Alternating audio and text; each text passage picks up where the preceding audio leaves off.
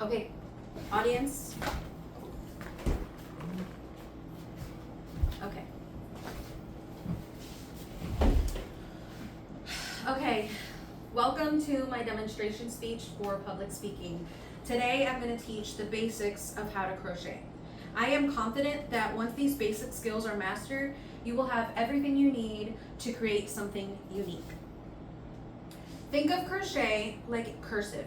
Use a crochet hook to weave a piece of string into various stitches to create an overall pattern.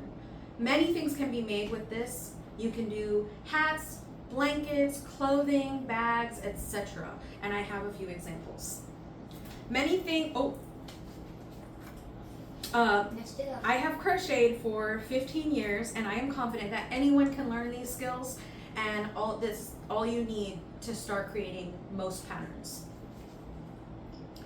There's a few supplies that are necessary to start, which would be a hook, yarn, and scissors.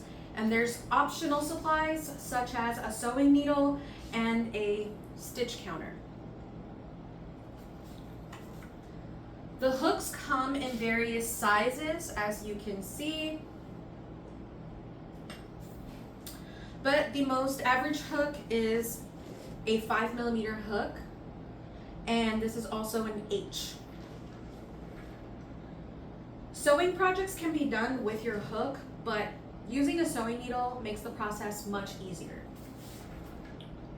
The tag on your yarn is very important because it has information about the brand, color, how many yards. There's even hook size recommendations on the back, as well as machine washing instructions. And oftentimes these balls of yarn will come with a pattern either on the inside of the tag or on a QR code. Now the stitch counter is totally optional, but this helps you to keep track of your stitches and rows. And this is important because if your stitches are not consistent, then your project will not be straight. So now every project starts with a foundation chain. Now attention when you're making this is important because you'll need to go back into your chain throughout your project, so you don't want it to be too tight or too loose. So now in order to start a chain, you'll wrap it around your finger twice, but the second time will go around the back side of the first yarn. And then you'll take your hook and you'll go under the first and over the back and pull that one forward and tighten it. When you pull this piece of string, you tighten your chain. And this is where most beginners get discouraged. You need to practice in order to get your tension just right. And in order to build a chain, you'll just wrap the yarn around your hook and pull it through over and over. And the length of this chain will depend on the project that you're working on. When all else fails, if you don't like the way your project is turning out, you frog it, which means rip it, rip it, rip it, and try again.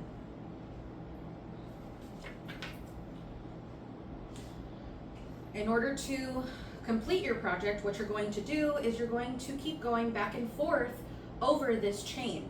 So today I'm going to show you how to do a single crochet and a double crochet. So a single crochet, you will put your hook into the next stitch here. You'll put the yarn over your hook and pull it through, and then you'll have two hooks or two loops on your hook. Then you'll wrap the yarn around and pull it through, and that is a single crochet.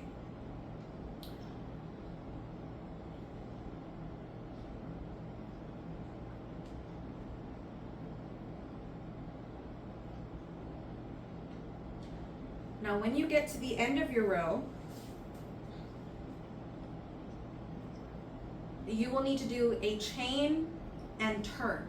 So depending on the stitch you're using, you would chain one for a single crochet, which is just the same way as the chain when you started, or a chain 2 or 3, depending on your preference, for a double crochet. And then you will turn your work around and keep going. And you'll wrap your yarn around the hook first this time, stick it into the next stitch, yarn over again and pull it through, and you will have 3 loops on your hook this time.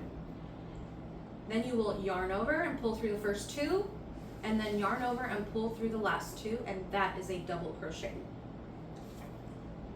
Now this is the difference between a single crochet, which is 3 rows of a single crochet, and this is 3 rows of a double crochet, just to show you the difference between stitches. Now in order to tie off, you will just do the same thing as your chain. You'll pull up a loop and you will just tighten it right there, and you will cut this piece of string. And that is how you finish your project so that it doesn't unravel on you later on. Then you use your sewing needle in order to sew the tail back into your project and hide it. Blocking is when you pin one of your squares, and the most common form is a wooden block with pins in it, and you'll pin the corners of your square to this block, and you'll use water or steam in order to relax the fibers, and once it's dry it'll retain its shape. But this method is totally optional, and I've gone many years without using this technique. Something that's important for you to remember is that yarn comes in different fibers. So this yarn, for example, is acrylic, which is a form of plastic, and this here is cotton. There's also wool and a lot of other variations. And bugs love natural fibers, so they'll eat holes through your projects, so you need to keep them in a sealed container. What I hope you take away from this demonstration is that crochet is not as intimidating as it seems, and that once you know the basic supplies needed and stitches, you too can make a hat like mine. Nice. There you go. Are you done?